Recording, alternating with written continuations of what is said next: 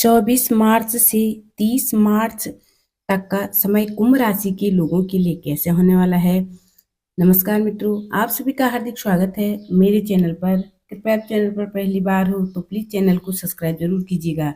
इस वीडियो में मैं बात करने वाली हूँ मार्च माह के अंतिम सप्ताह कुंभ राशि के बारे में। देखिए, जो ये सप्ताह है, इस सप्ताह में कुछ ऐसे ग्रहों का संयोग बनने वाला है जो 30 वर्ष के बाद बनेगा। और ये जो कई ग्रहों की युति है, कई ग्रहों की युति आपके द्वितीय भाव में होने वाली है, ये बहुत महत्वपूर्ण रहेगी इस सप्ताह के अंतिम में। तो देखिए, मार्च के आखिरी सप्ताह की मैं बात कर रही हूँ। यहाँ सबसे पहली चीज तो है कि गज केसरी योग बनेगा, क्योंकि इस सप्ताह में चंद्रमा और गुरु दोनों एक दूसरे से केंद्र में रहेंगे। तो इस सप्ताह का अंतिम गज केसरी योग बनेगा, जो बहुत ही शुभ होने वाला है, बहुत ही शुभ होगा। और बड़े ग्रहों के परिवर्तन, नक्षत्रों की स्थितियां, इनमें भी बदलाव होने वाला है। अगर आप देखें तो इस सप्ताह में साल का पहला सूर्य ग्रहण रहेगा, जो 30 मार्च को रहने वाले हैं। तो 30 मार्च से ही सूर्य ग्रहण से लेकर हिंदू वर्ष का नया पंचांग, नया साल भी शुरू हो जाएगा। 30 मार्च को सूर्य ग्रहण है और 29 मार्च को शनि का गोचर है। जो स्थितियां बनी हुई है ये बहुत महत्वपूर्ण है। और अगले ही दिन से नवरात्रि की शुरुआत भी है। और यहाँ राजा और सेनापति दोनों ही ग्रहों में राजा सूर्य है इस नए वर्ष में। और शनि तो अपनी मूल त्रिकोण राशि से निकल ही जाएंगे, आपकी राशि से निकल जाएंगे और मीन राशि में गोचर कर जाएंगे।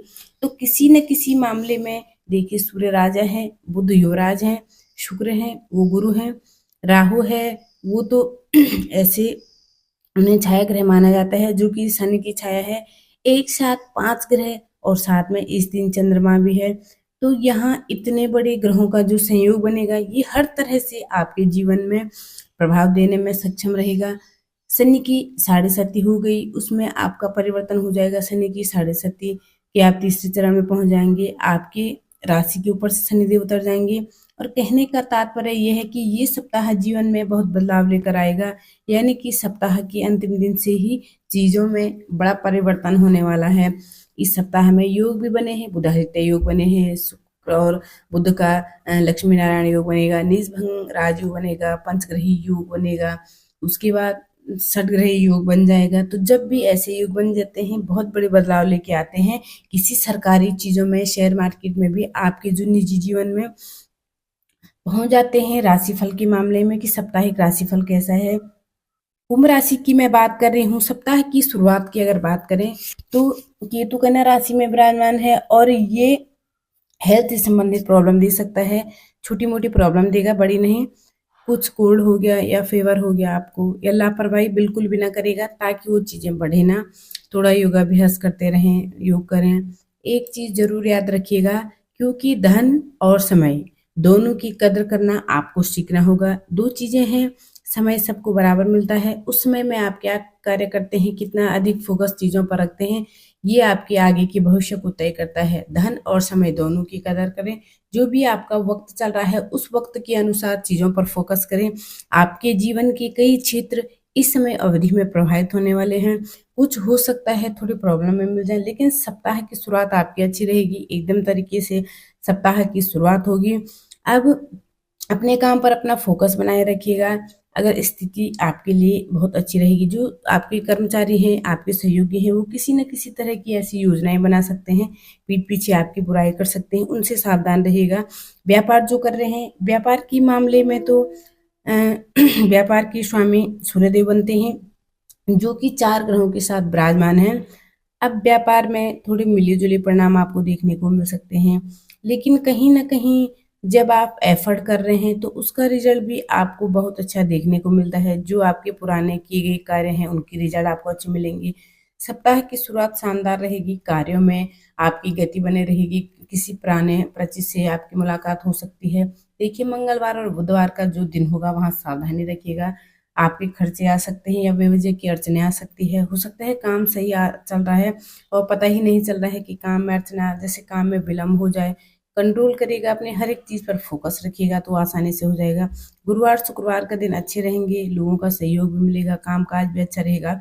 और इन 2 दिनों में धन के आगमन के संकेत भी सबसे ज्यादा रहेंगे। कब? गुरुवार और शुक्रवार के दिन।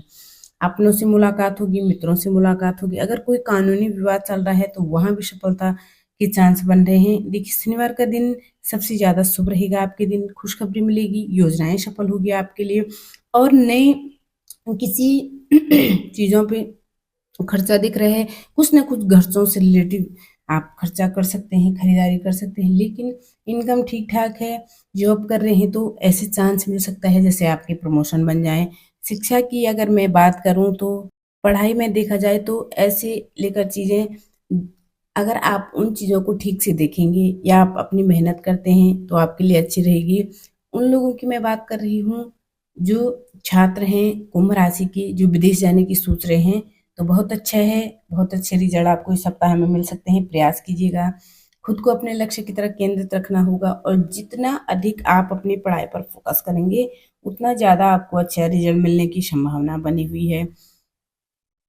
अब यहाँ प्रेमी जीवन, वैवाहिक जीवन की बात करूँ तो पारिवारिक जीवन तो सुखद रहेगा, प्रेमी जीवन में नयापन आएगा, कोई आपके लिए रिश्ता आ सकता है, उसकी भी चांसेस बने हुए हैं। और अगर बात की जाए गृहस्थ जीवन, वैवाहिक जीवन की तो वहाँ अपने खर्चों पर ध्यान होना देना होगा क्योंकि खर्चे हो सकते हैं।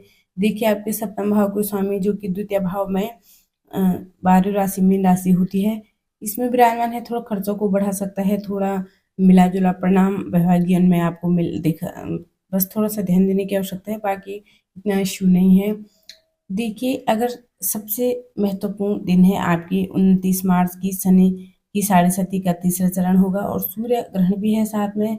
कई ग्रह का मौजूद होना एक साथ में जो आपके अलग-अलग क्षेत्रों के कार्य करते हैं, अलग-अलग क्षेत्रों का प्रभाव देने वाले हैं। यहाँ अगर मैं शनिदेव की बात करूँ, इनका राशि बदलना, शनिदेव अनुशासन देते हैं, ज़िम्मेदारी देते हैं, कड़ी मेहनत देते हैं और इनका जो इस दिन का प्रयास रहेगा, सूर्य ग्रहण की अगर बात करें, सूर्य ग्रहण भारत में नहीं दिखाई देगा, सूतक काल नहीं लगेगा, परंतु जो ग्रहण है उसका रिजल्ट ज़रूर मिलेगा। थोड़ा-सा इस दिन आपको समय थोड़ा टफ रह सकता है, कुछ आने वाले कुछ दिन थोड़ा टफ रह सकते हैं। किन मामलों में?